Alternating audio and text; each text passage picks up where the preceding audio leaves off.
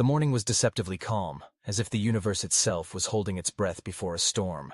The United Earth government's main control room, a cavernous hub of blinking consoles, holographic displays, and tense faces, had been going about its usual business. Analysts sifted through streams of data. Communication officers monitored countless channels. The global leaders were preparing for routine briefings on trade and diplomacy. But then, without warning, every screen across the room abruptly flickered and changed. 6 words appeared in stark white text on black backgrounds, scrolling simultaneously on every monitor. Send help. Obliteration imminent. Please hurry. The message was raw, urgent, and chillingly direct. No flowery diplomatic language. No carefully crafted protocols. Just an unambiguous plea for immediate aid. It was the kind of message that stopped all activity, froze breaths mid-exhale, and sent a cold wave of dread through every heart present.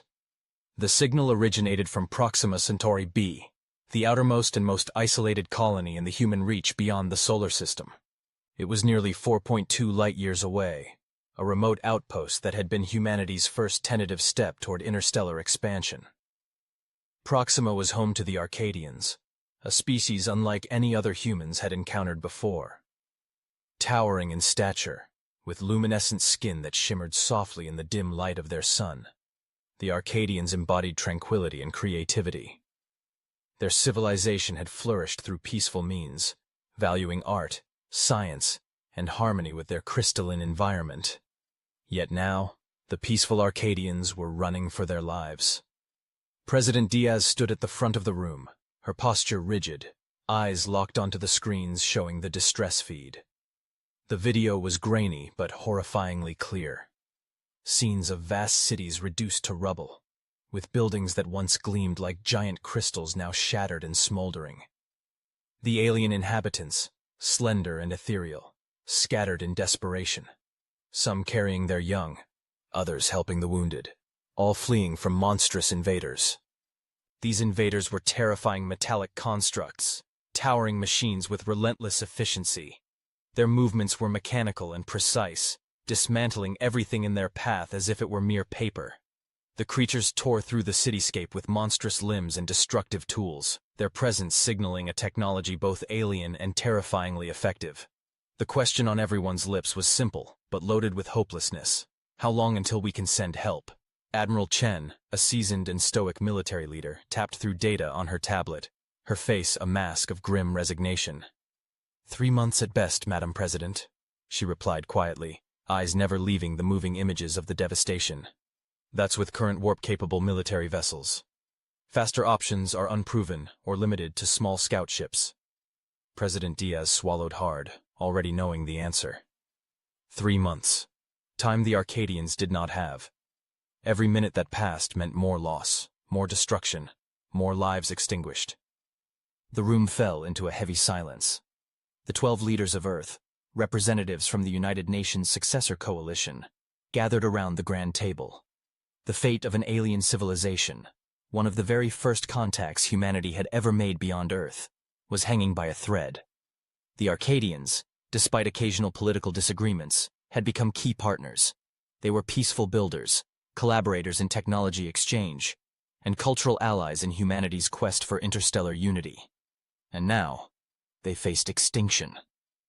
The European Union's envoy finally broke the silence. What about the wormhole technology? Can we deploy troops through the new wormholes faster than the ships can travel? Dr. Marcus Way, the chief scientific advisor, adjusted his glasses thoughtfully before responding. The wormholes can reduce travel time from 3 months to approximately 3 weeks. But the ships capable of passing through are limited in size and capacity. We can only send a handful of personnel, far too few to mount a meaningful defense or turn the tide of this assault. A murmur of despair spread through the room.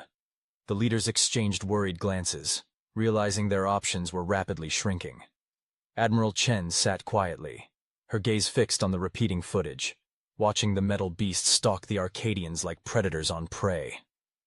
Every scene depicted the same pattern. Alien civilians caught defenseless, fleeing and falling one after another to the relentless machines.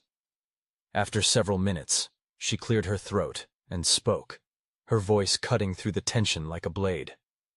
"We don't need soldiers," she said deliberately. Every head turned to her, surprised by the starkness of her statement. "What we need are killers." A stunned silence followed. President Diaz frowned. "What do you mean, Helena? Our military forces are trained for combat, for defense, for war. We cannot simply send killers. These are not soldiers. These are prisoners," Admiral Chen finished. "The worst criminals we have. Terrorists, mass murderers, war criminals. The people society wants locked away forever." The room bristled with shock and disbelief. The idea was unthinkable, even sacrilegious. To send society's most reviled monsters to save an alien civilization? It seemed a dangerous gamble bordering on madness. But Chen was not finished. "The Arcadians are peaceful beings. They create, build, and think. They have no concept of violence in the way humans do. They would never be able to defend themselves against such brutal aggression." She pointed to the screen where a small alien child was dragged from the rubble, their glowing form trembling and terrified. "Humanity's shadow lies in violence. These men and women in the menagerie, they are the most dangerous, the most ruthless humans alive. But they are also the only ones capable of surviving and fighting on such a brutal battlefield." Dr. Wei shook his head in protest. "You want to send humanity's worst criminals to save an alien species? They might kill the Arcadians themselves, or worse, betray us all." Chen's eyes hardened. "We will control them. The neural implants are ready. If any of them betray their mission or harm the Arcadians, the implant will terminate their neural activity instantly.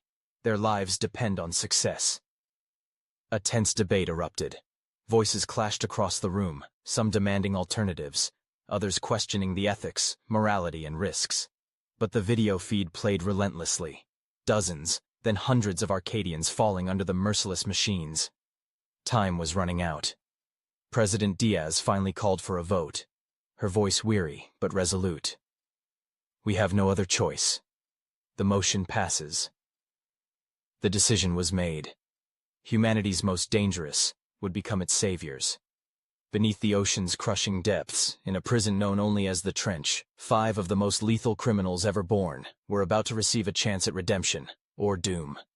Dr. Wei prepared himself as he descended the elevator through 50 levels of security, guarded by heavily armed personnel. The Trench was humanity's most secure penitentiary. No one had ever escaped its confines. The first cell bathed in blue light revealed Zara Khan, a demolitions expert whose past creations had almost leveled a major city. Her calm demeanor masked a lethal intellect. The next held Dimmitri Vulov, a mountain of a man and former military commander, with a history of ruthless conquest.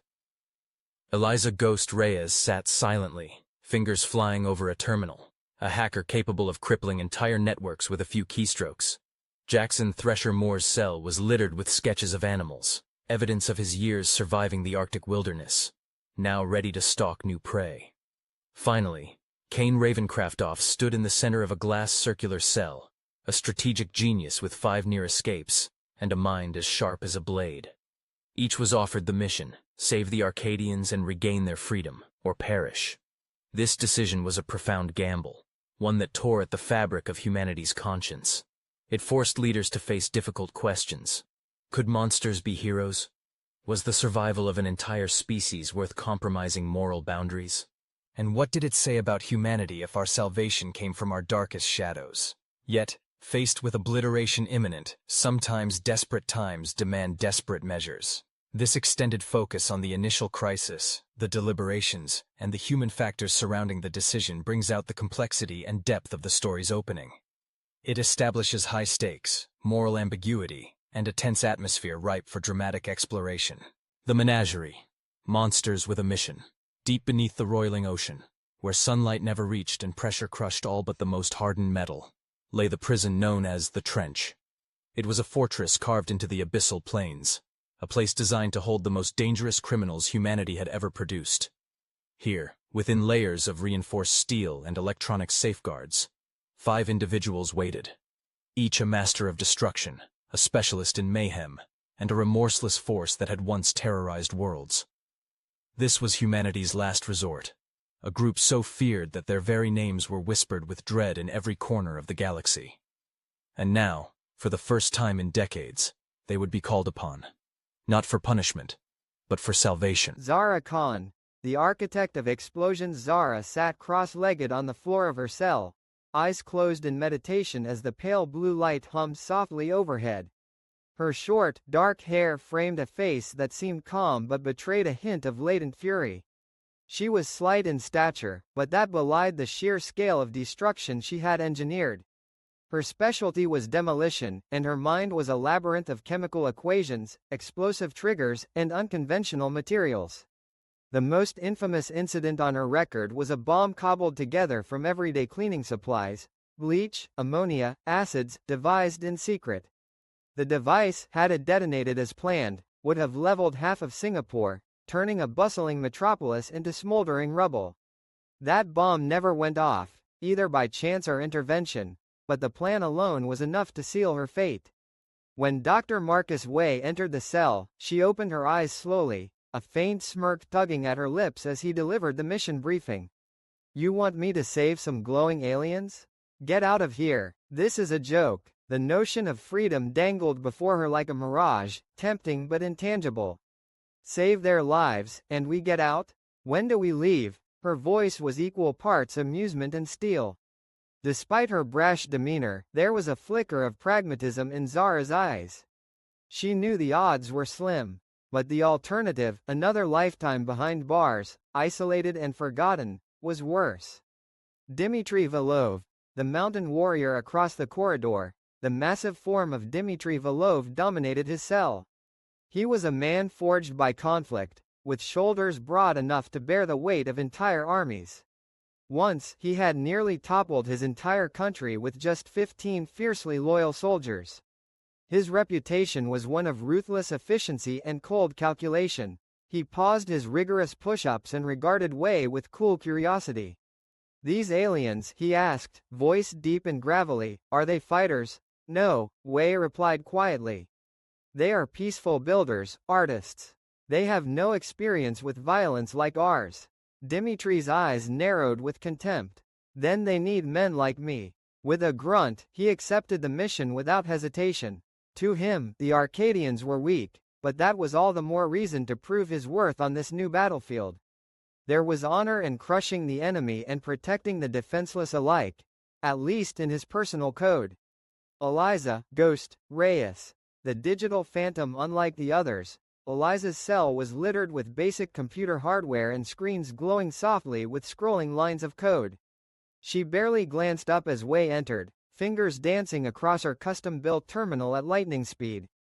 Her moniker, Ghost, was earned from her ability to infiltrate secure systems, bring down power grids, and vanish without a trace.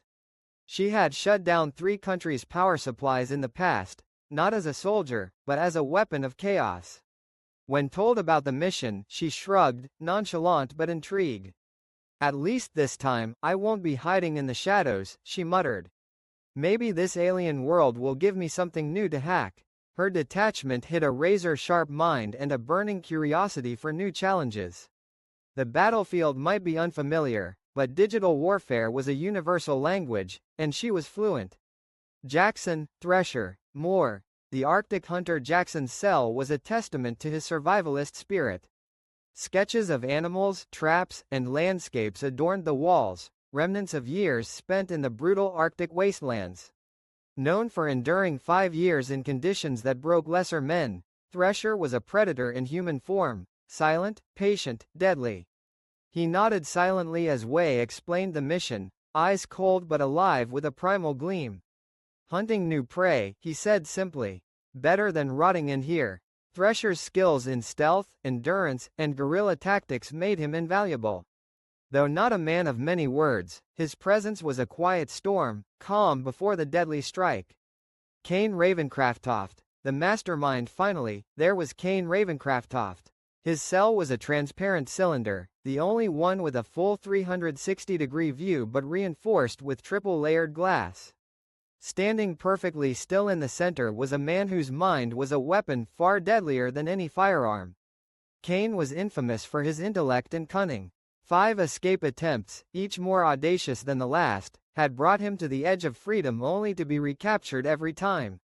His genius lay not just in planning but in psychological manipulation, reading foes like open books and exploiting every weakness. When Wei introduced the mission, Cain smiled a cold, calculating smile. "I've been expecting you," he said, his voice calm and measured.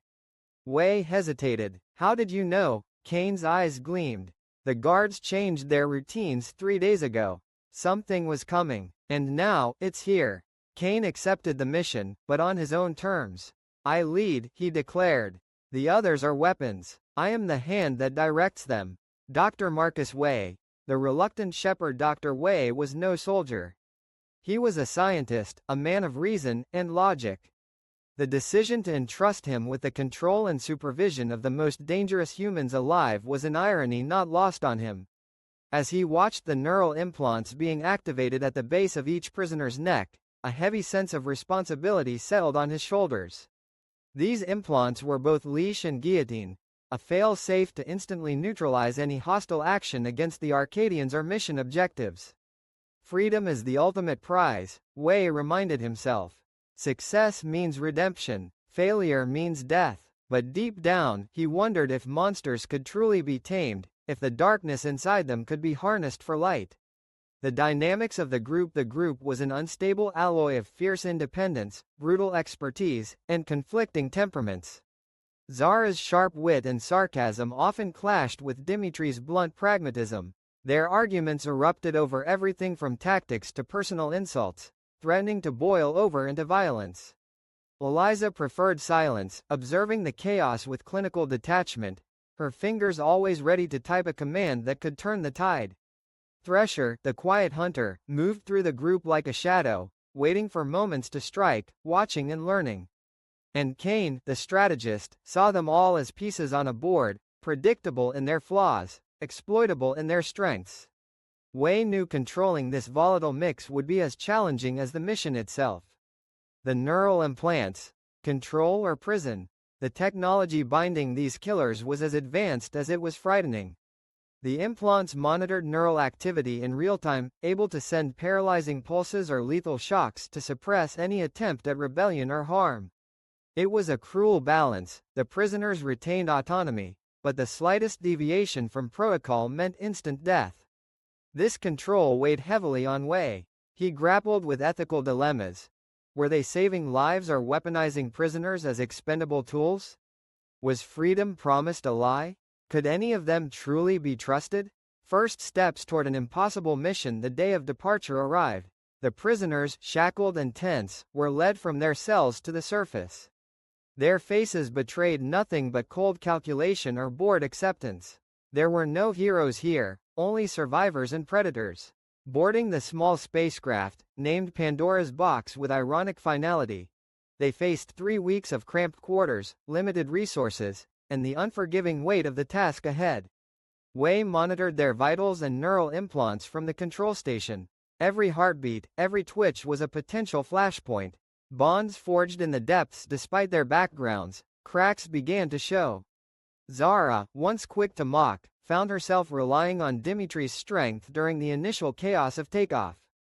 Eliza's hacking skills became essential in adapting the ship's systems for their needs, while Thresher's survival instincts ensured rationing and security. Cain's leadership, though authoritarian, provided a fragile order amidst the chaos. They were monsters, yes. But monsters with a mission.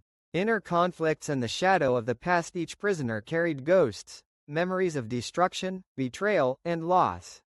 Zara wrestled with guilt for innocent lives lost in her acts of terror. Dimmitri grappled with the cost of his ruthless ambition. Eliza's detachment masked a profound loneliness.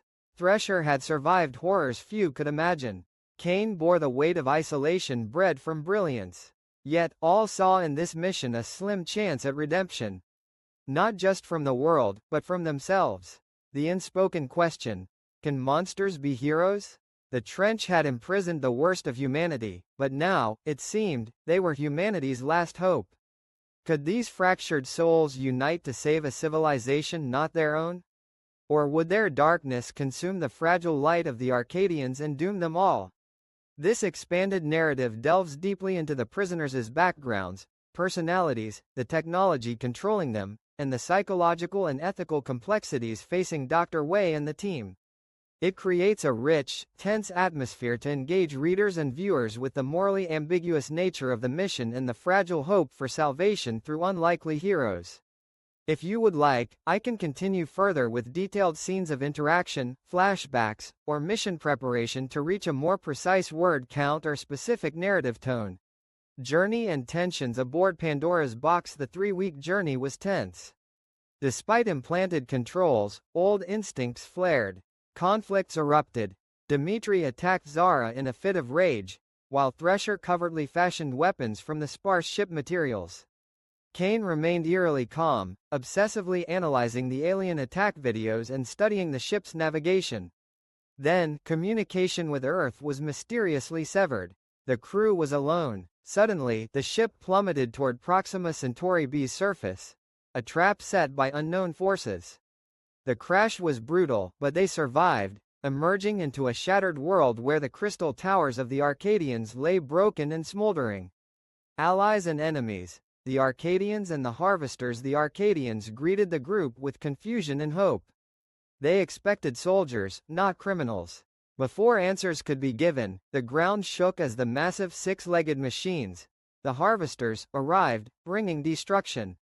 In moments, the kill team demonstrated their deadly efficiency, disabling several Harvesters and earning the wary trust of the Arcadians.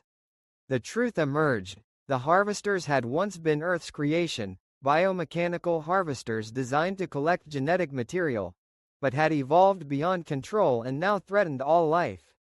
They were building something deep beneath the planet, a hybrid life form combining DNA and technology from multiple species.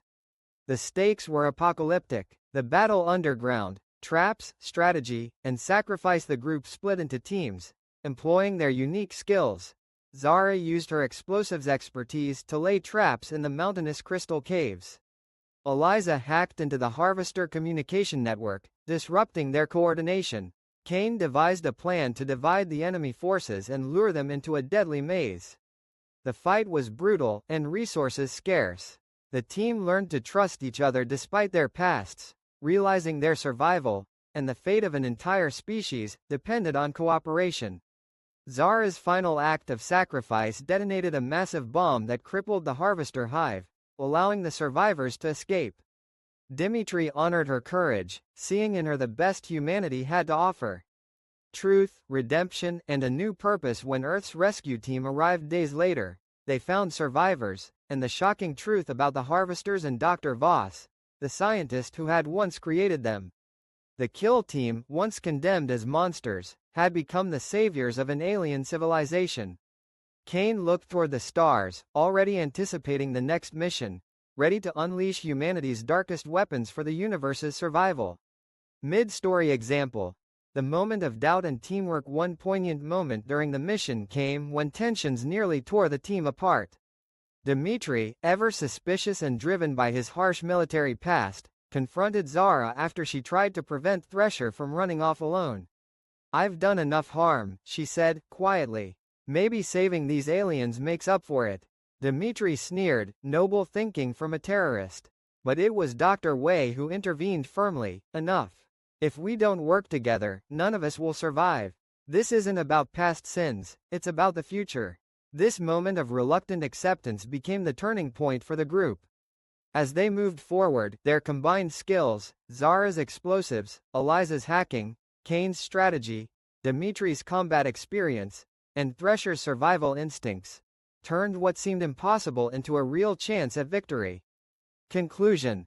Lessons from the Kill Team's redemption. This story explores the paradox of humanity, our capacity for both destruction and salvation. It challenges the notion of good and evil by showing how those deemed irredeemable can rise to heroic heights when given purpose and trust. Key takeaways include: sometimes, survival demands embracing uncomfortable truths and unlikely heroes. Redemption is possible even for those with dark pasts when they channel their skills toward a greater good. Cooperation and trust are crucial. especially in desperate times. True heroism often involves sacrifice and confronting one's own nature. This tale reminds us that in the vast universe, salvation may come from the unlikeliest sources, and that humanity's shadow side can become its greatest strength when tempered by hope.